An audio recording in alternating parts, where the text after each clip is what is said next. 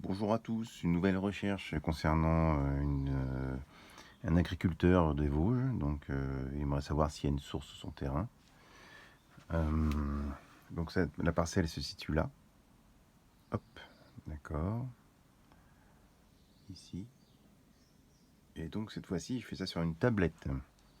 Comme quoi la sorcellerie essaie de progresser aussi dans la modernité. Bien sûr, on peut grossir.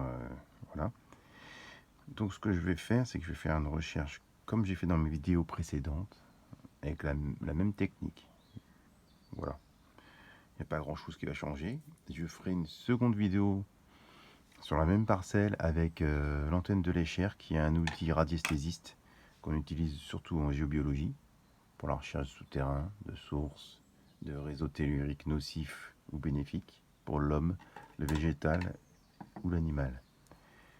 Donc toujours la même convention en tête. La convention, c'est je veux être sensible à la présence d'eau sur cette parcelle.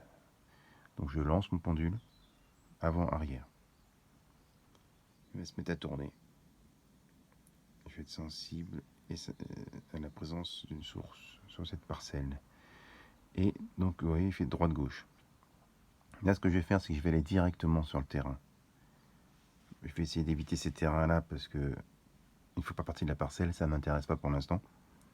Je vais directement sur le terrain. Voilà, je suis dessus. Et là, il va tourner dès qu'il trouve une source.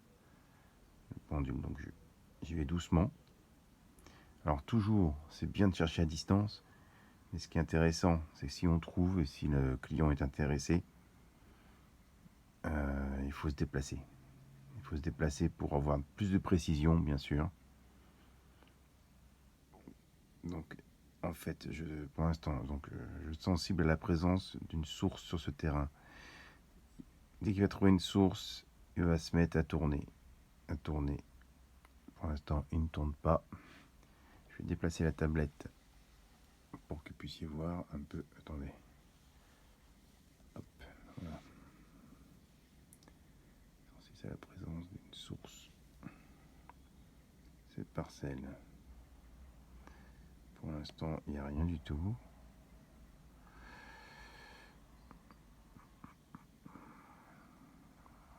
Là, je vais au-dessus de la forêt. Ah, là, il tourne. Vous voyez, il s'est mis à tourner. Donc, il tourne au-dessus d'une source, la présence d'une source. Ce qu'il va faire, c'est qu'il va la couper en deux perpendiculairement. Vous voyez, il coupe la source. Il s'est mis à couper la source. Donc là, je suis sur la source, perpendiculaire. Donc, je vais suivre le chemin de la source pour voir s'il va sur son terrain, parce que il m'a dit tout à l'heure que la forêt n'était pas à lui. Donc, c'est dommage. Elle descend la source vers le sud et elle rejoint le petit étang qu'on voit là. D'accord. Donc je vais faire le cheminement inverse pour savoir si elle va sur le terrain.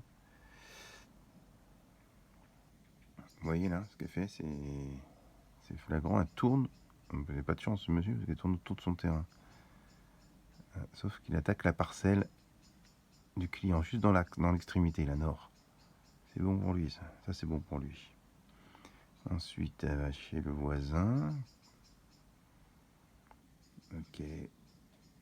Et elle coupe la maison.